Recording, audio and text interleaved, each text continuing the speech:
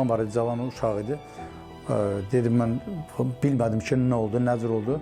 Dedim, mən yatmışdım samolyotda, həmin müddət. Hansı zəngi unutmursunuz?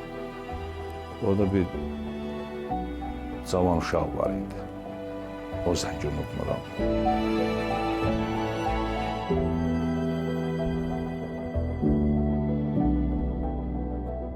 Biz bilmirdik, sağdır ya ölüb. O his çox pis hiss idi ki, biləndə ki, həqiqətən də dünyasını dəyişib.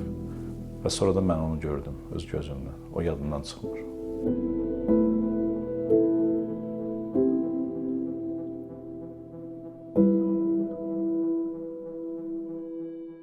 Qəhrəmanlıq ilk növbədə gözlənilməz və fövqəladə hallarda nəzarəti əldə saxlamaqla başlayır. Nə istədiyini bilən, düzgün qərarlar verə bilən adamlar qəhrəman olur.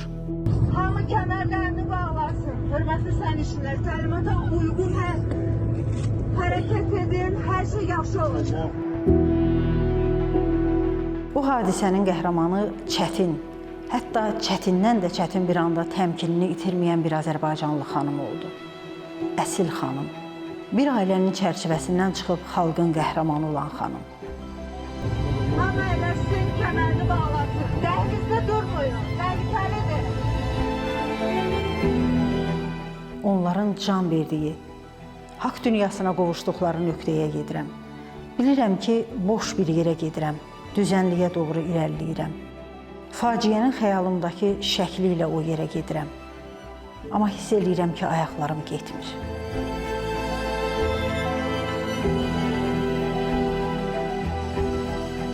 Həyat zor, dünya acımasız. İnsan bəzən gözləmədiyi anlarda sınaqlara çəkilir. Kəlmələr boğazlarda düyünlənir, ürəklər parça-parça olur. Azərbaycan təyyarəsinin Aktau yaxınlığında qəzaya uğraması da bizə bax belə anlar yaşatdı. Heç kimin hazırlıqlı olmadığı bir vaxtda hamımız dərin bir səssizliyə, sözlə ifadə olunmayacaq bir acıya büründük. Bura hər şeyin yaxşı olacağına ümidin bəsləndiyi bir yerdir. Hər şey yaxşı olacaqdı. Bura Azərbaycanlıların can verdiyi, Azərbaycan təyyarəsinin qəzaya uğradığı yerdir. Bugün Aktau bizim üçün şəhərdən çox yanıb parçalanmış təyyarə anlamını verir. Qəzanın bir addımlığında olan Qazaxstanda yaşayan Azərbaycanlılar üçünsə bu iki qat ağır bir hadisə idi. Dünya Azərbaycanlılarının proqramı olan Vətən Uzaqda Deyil proqramının çəkiliş qrupu Aktauya məhz onlarla, soydaşlarımızla görüşə getmişdi. Məhz təyyarənin qəzaya uğradığı andan bir qədər sonra bu məkana gələn soydaşlarımızla söhbətləşmək istəyirik. Onların yaddaşını tərpətmək istəyirik. Hər şey necə baş verdi?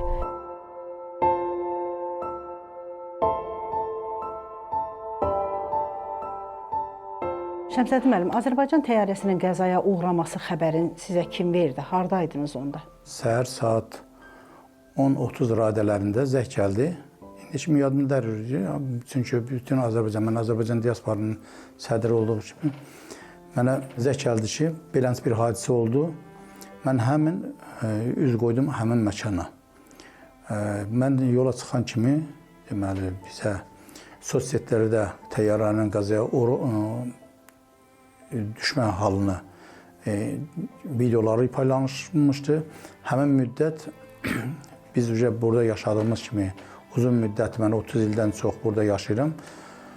Həmin məkanı biz dedik ki, hansı tərəfdədir? Üz qoyduq ora, aeroporta yaxın bir yerdir, dənizin kənarı. Gedəndə biz ora yığışanda Qazax xalqı yardımdaydı, yardımını eləyirdi, göstərirdi.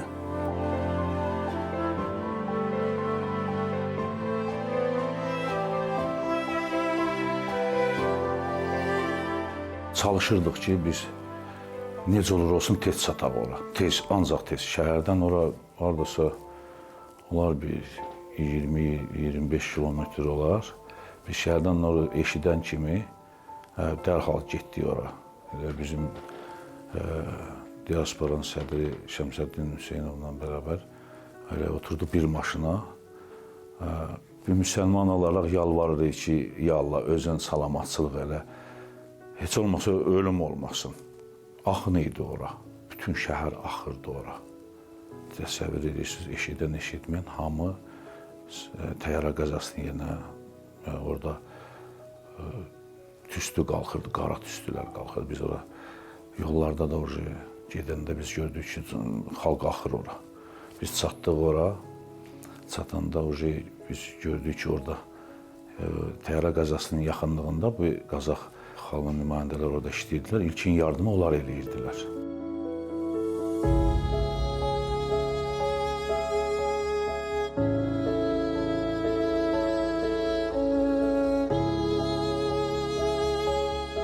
Biz belə deyək də, hardasa bir 15 metr yaxınlığındaydıq. 15 metr yaxına qədər getmişdinizsə, deməli hər şeyi görmüsünüz. Bəli, yaxınlaşa bilmirdik. Çünki adam həqiqətən çox pis hissiyat idi o. Sağ olsun buranın, Qazaxıstanın fövqəladə halları, təcili yardım, hamısı qəbul elədilər yaralıları, yerləşdirdilər, reanimasiyaya yerləşdirdilər, reanimasiya adlilərinə. İlk gördüyünüz sağ qalan adam yadınızdan necə qalıb? İlk gördüyüm 2-3 adam oldu. Onlar danışanda belə idilər ki, yəni nə danışdıqlarını bilmirdilər. Çünki şok vəziyyətini bilmirdilər, vəbşə hardadılar, nətər düşüblər, necə olub, heç bir şeydən xəbərləri yox idi. Ani anda deyirdilər ki, başım ağrıyır, özümdə deyirəm, biz hardayıq, nə olub bizə, xəbərləri yox idi, yəni şok bir vəziyyətdə idilər. Ondan sonra başlandı bizə Azərbaycandan çox zənglər gəlməyə, qohumları, yaxınları, kimsə itirənlər, siyahilər. Yəni bizdə siyahı yox idi ki, biz bilək kimlərdir, ad familiya Azərbaycandan göndərdilər bizə ki, bəs filankəs o filankəs bilmirsiniz, sağdır, yaralıdır. Yəni o həmən günü onu yəni biz bilmirdik. Çünki tam siyahı yox idi. Bizdə kimlərdir yaralılar, kimlərdir rəhmətə gedənlər. Siyahı çıxdı, 29 nəfər sağ qalanların siyahısı çıxdı.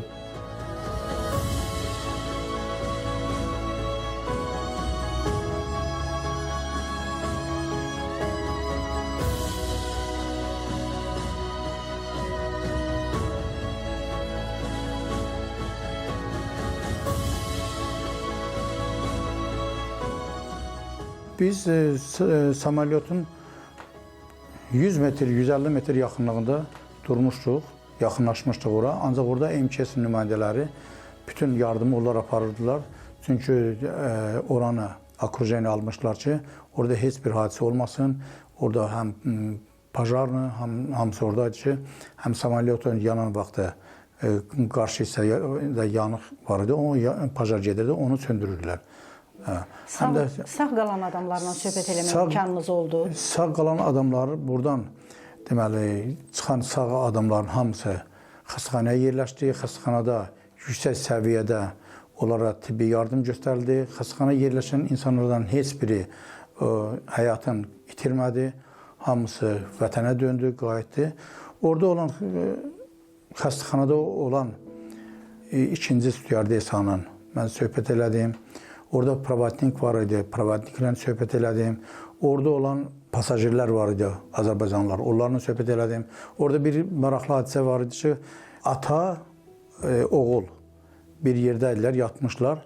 Atadan hey soruşurduq, deyir ki, mənim yoldaşım anı, arvadını axtarırdı.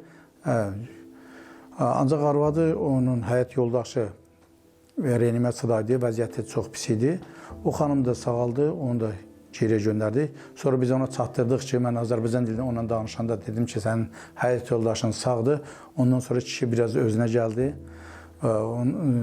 Söyləyəcək demirdi, nə verdi, içmirdi. Ondan sonra kişi bir sevindi ki, həyat yoldaşı sağdır.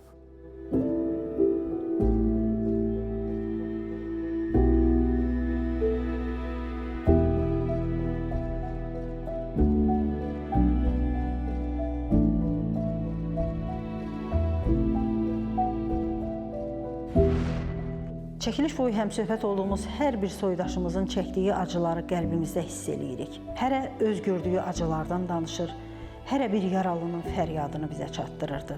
Soydaşlarımızın hər biri qəza nəticəsində həyatla vidalaşan insanların ömrünün son akordlarını sözə köçürürdü. Ümumiyyətlə, hadisəni dərk eləmişdi adamlar ki, nə baş verib? Hadisəni dərk eləmək, bəzisi var idi, dərk eləyirdi, bəzisi var idi, dərk eləmirdi. Çünki onlar şok vəziyyətində idi. Həmin vaxt şok vəziyyətində idi. Onlar bilmirlər ki, nə olmuşdu. Sağ qalan insan ikinci dəfə həyata gələndə onlardan biz intervyu götürmək istəyirdik, onlardan söhbət eləmək istəyirdik. Onlar bəzi sözləri heç demək istəmirdilər, bilmirdilər. Bəzi samolyotda oğlan var idi, cavan uşaq idi. Dedim, mən bilmədim ki, nə oldu, nəzir oldu. Dedim, mən yatmışdım samolyotda həmin müddət. Kişi var idi, onun qadını. O deyir ki, ayət kürsüdən yoldaşım oxurdu. Mən də bu birisi tərəfdən Quran oxurdum ki, bəlkə mən sağ qalaq. Bu gün onlar sağ qaldılar. Qazaxstanda yaşayan azərbaycanlılar əslində onları təəccübləndirməyən bir məqamı da vurğuluyurdular. Qəza zamanı qazaxlar axın-axın köməyə gəlir, qardaş münasibəti göstərirdilər. Qazax burada yaşayan insanlar həqiqətən çox kədərli idilər. Yəni əllərindən gələn hamısı zəng edirdilər. Biz nə kömək edək, nə dəstək olaq, nə eləyək, bizim əlimizdən nə gəlir. Özünüzü onda başqa bir torpaqda hiss elədiniz? Xeyr, qətiyyən. Daha da bilirsiniz, Qazax xalqı ilə qürur duydum. O anda ki, yəni onlar ki, əllərindən gələn dəstəyi kömək elədilər. Mən onda həqiqətən də qardaşlıqlarını gördüm ki, həqiqətən də bizim dostumuz, bizim qardaşımızdır. Çünki yenə də deyirəm, mən üzr istəyirəm, danışıram, biraz pis oluram, özümü pis eləyirəm. O qürur verici pis idi, pis hadisə idi, özümüzə deyildi, şok bir vəziyyət idi. Amma ani anda da yəni Qazax qardaşların belə davranmaqları, belə kömək eləməkləri qürur verici idi.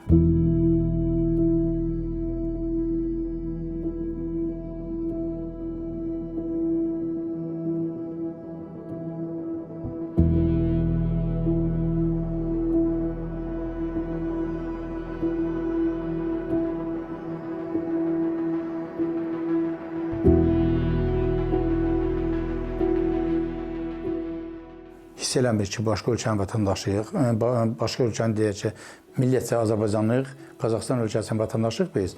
Biz onu hiss eləmirik. Bugün də hiss eləmirik. Mən özümü burada öz bir doğma yurdumda hiss edirəm. Ancaq o samolyot qəzası vaxtında biz onda hiss elədik ki, bizə yaxın olan qardaş xalq Qazax xalqıdır.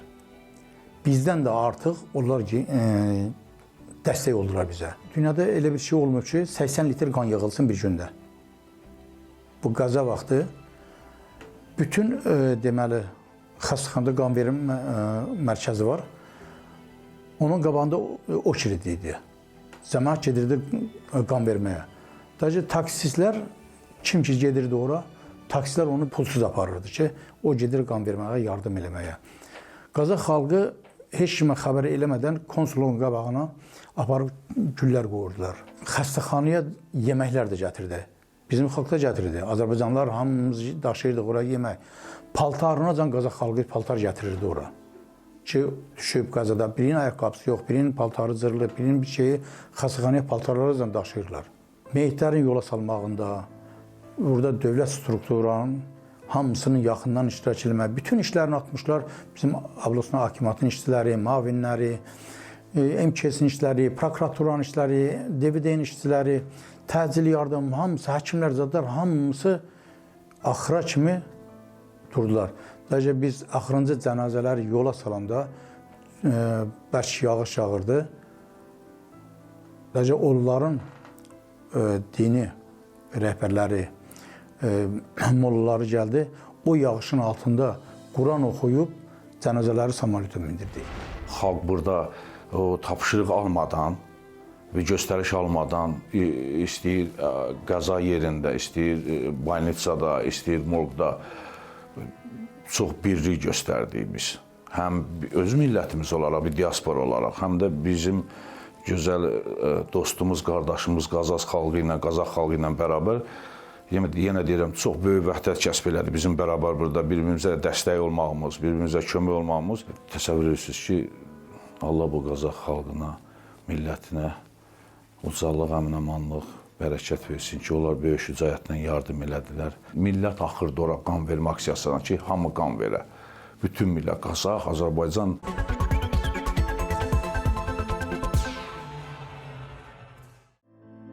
Və soydaşlarımız üçün bəlkə də ən çətin məqamlardan biri Azərbaycandan gələn zənglərə cavab vermək olub.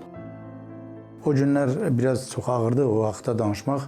Çünki morgda girib o xalidinliklərdən açılıb meyitlərin cərgənlə düzülməyi girən kimi rəhmətli Hökümət xanımın cənazəsi görüldü. Mən dedim, bu Hökümət xanımdır. Mənim müavinim Samir Quliyev də yanımdaydı. Sonra ikinci pilotun cənazəsi göründü. Bir şəkil atmışlar bizə. Onun cənazəsini görürük, dedi ki, bu həmin adamdır. Orada cənazələri də seçmək lazım idi. Onlara da biz yardım edirdik ki, tanıyırdıq hansı ki. Azərbaycandan qohum əqrabalarına sizə çox zəng gəlirdi. Həmin müddət Azərbaycandan zəngin arxası kəsilmirdi. Zəhlərə biz cavab verəmirdik, çünki o qədər zəhlər həm televiziyadan, həm sosiallərdə, hansı ki, sosiallərdə blogerlər, deyək ki, jurnalistlər hamısı müraciət edirdi.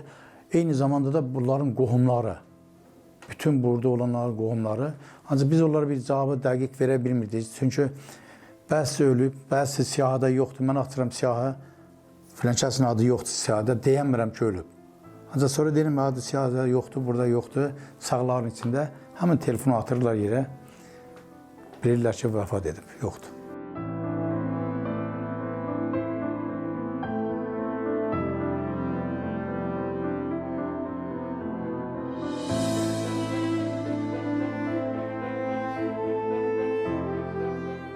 O an elə bir an idi ki, deyək ki, bir 100 dənə zəng gəldi, biz onun 3-ün 5-in cavab verə bilirdik. Çünki biz hadisə ilə məşğul idik. Çünki ora elə bir andı ki, onu bir dəqiqə mən təsəvvür edib sizə mən belə danışmaq çox çətindir, həqiqətən də.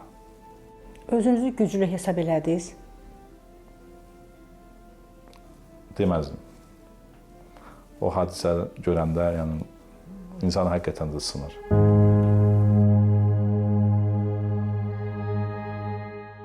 Çox çətin idi. Biz məcburən çalışdığımız qədər cavab verirdik telefon zənglərinə. Elə adam oldumu ki, onun əzizlərinə onun ölüm xəbərini siz verdiniz? Çalışdığım qədər xeyr, mən çünki 2 saatdan o morgda iştirak eləmişdim deyə o cənazələri görəndən sonra o cavablarını vermirdim. Vermirdim, necə verə bilmirdim, çətinlik çəkirdim. Çətindir mənə bu dəqiqə o suala cavab vermək. Çox çətindir mənim üçün. Dəhşət idi. Allah hamısını rəhmət eləsin. Allah olan o dünyalarını versin. Hansı zəngi unutmursunuz? Orada bir cavan uşaq var idi. O zəngi unutmuram.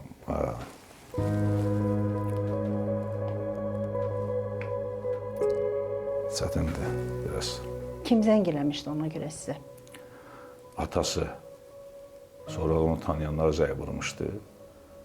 Əmisi ilə gəlmişdilər. Birinci gün onlar gəldilər elə. Birinci gün. Hadisə törənənin gündüzü, axşamı onlar gəlmişdilər. Ata, qardaş, yəni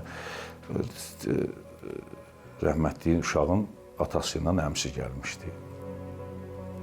Onlar da çalışırdılar ki, bilirdilər ki, gəlmişdilər bura. Çalışdı tez aparsınlar, ancaq biraz tanınmaz haldaydı.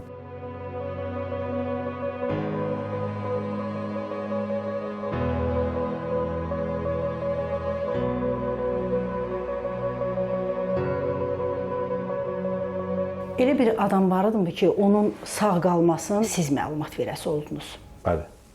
Yadımda deyil, bir qadın var idi. Azərbaycanda hər yerdən zəng çaldılar ki, çox xahiş edirik. O qadını tapasınız və biz, çünki siyahı yox idi və yaralardan çoxu da halsız idi, danışa bilmirdilər, şok vəziyyətində idi, adın familiyasını bilmirdik kimlərdir. Bir qadın, yadımda deyil, adı familiyası, bəli, onun xəbərini biz verdik. Ondan sonra təyyarə qorxusu yaranmayıb sizdə? Yaranıb. Həqiqətən çox pis his yaranıb özümdə. Bilirəm, silkələndə o həyəcan gəlir, o anlar gəlir gözümün qabağına.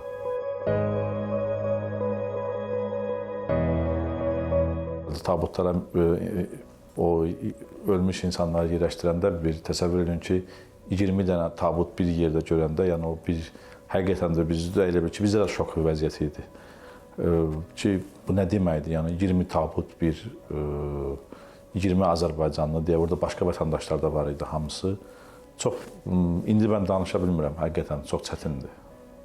O anları xatırlamaq, yada gətirmək həqiqətən çox çətindir. Həmin gündən sonra hadisə yerinə sonrası nə oldu deyə getdiniz? Xeyr, gedə bilmədim.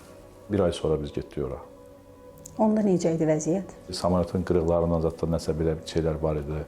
Kimlərinsə nəsə bir, deyək ki, ayaqqabı, belə bir şeylər qalmışdı. Yəni tam başqa bir şey yox idi, heç bir şey orada.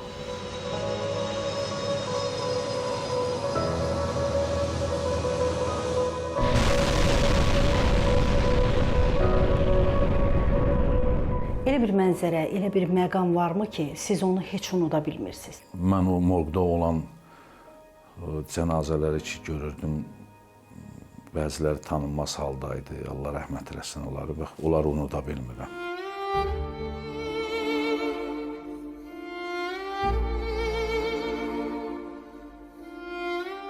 Nəyi heç unuda bilmirsiniz, beyninizdən çıxara bilmirsiniz? Mən ən çox səhv eləmirəmsə bizim balaca 14 yaşında uşaq Mühəmməd, atası gəlmişdi, çox pis vəziyyətdə idi. Biz tapa bilmirdik onu. Biz bilmirdik sağdır ya ölüb. O his çox pis hiss idi ki, biləndə ki, həqiqətən də dünyasını dəyişib. Və sonra da mən onu gördüm öz gözümlə. O yadımdan çıxmır.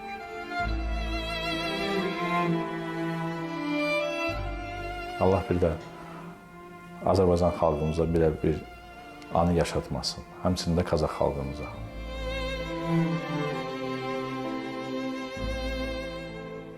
Torpağın daha güclü yaddaşı var. Torpaq unutmaz.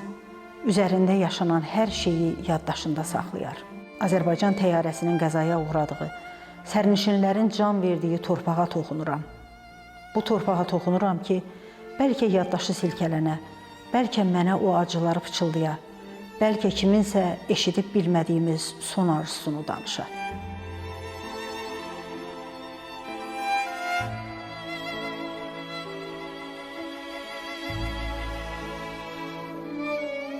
Əziz dostlar, Dünya Azərbaycanlılarının proqramı olan Vətən Uzaqda deyil proqramının bu dəfəki buraxılışını Qazaxıstanın Aktau şəhərindən təqdim etdik.